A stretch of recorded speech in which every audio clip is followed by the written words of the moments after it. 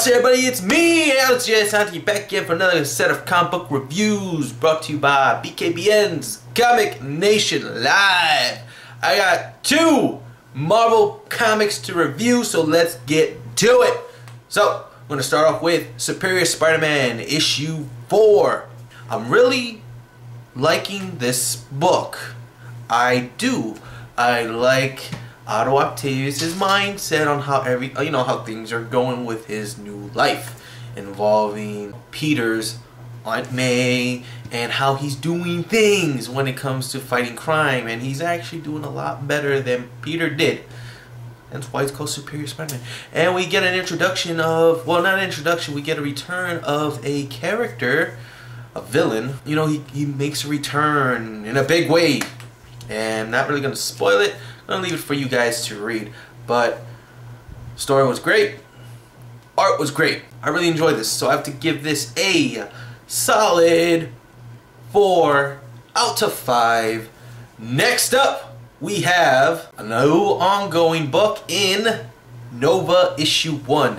This is written by Jeff Loeb and art by Ed McGuinness. And I gotta say, Jeff Loeb is very hit and miss with me. A lot more misses than hits. But in this case, this was definitely a hit. I really enjoyed this story. I really like this Sam Alexander. He's the new Nova. He was introduced in AVX. You know, we actually know Sam Alexander, the Ultimate Spider-Man cartoon. He's Nova in there. And introduce him in the Marvel Universe. And this is his origin story. And it was told really well. We got both settings, both in the present time, present being before the AVX event occurred, and in the past 15 years before. And it was done pretty well. I will say this, we actually get I was always wondering why Nova, or this new Nova, he looks different than the Novas we've seen. And actually, he is part of a different branch of the Nova Corps. The Black Novas or Supernovas, whatever the case may be, and they do different missions than the other, Nova Corps members do. You know, the regular ones, the gold helmets, or the gold bucket, yellow buckets, whatever they call it.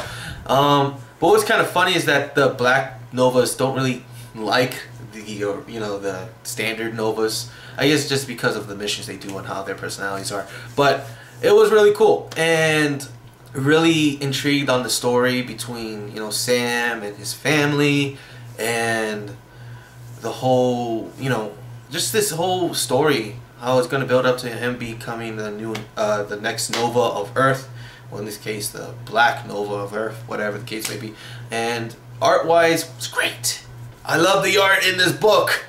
It's just so freaking cool. I would say this, it would have been a solid 5, but to me, and I don't even think this has been explained, not even in other books involving these characters. Guardians of the Galaxy, they do make an appearance in this book, and to me there seems to be a continuity error involving those characters. Again, not really going to get into it here. Definitely read the book if you want to, but I would say just because of that, it dropped the point for me, so I have to give it a 4.5 out of 5. It's still a really good book, and I definitely recommend people picking this up. So those are my comics I reviewed. I just did. Did you read these comics? What did you think of them? But if you want to hear my full thoughts on the books, with spoilers in it, and all the other books I've read this week, definitely check me out and my other crew members on Comic Nation Live. It's a comic-based podcast / radio show on Blog Talk Radio. We air every Friday night at 10 p.m. Eastern Standard Time. It's a 2-hour show, or as long as it's a limit 2-hour show, but it can end at any point. So again, if you want to call in, I'll put all the information of where you can find our podcast if you want to call in, talk about comics and whatnot, ask us questions. We'll all have a good time. Alright? So, until next time, this is JazzSanti, and I'll talk to you all later. And once again, Keep reading those comics. That's right, Corum. I'm taking your tagline. Deal with it.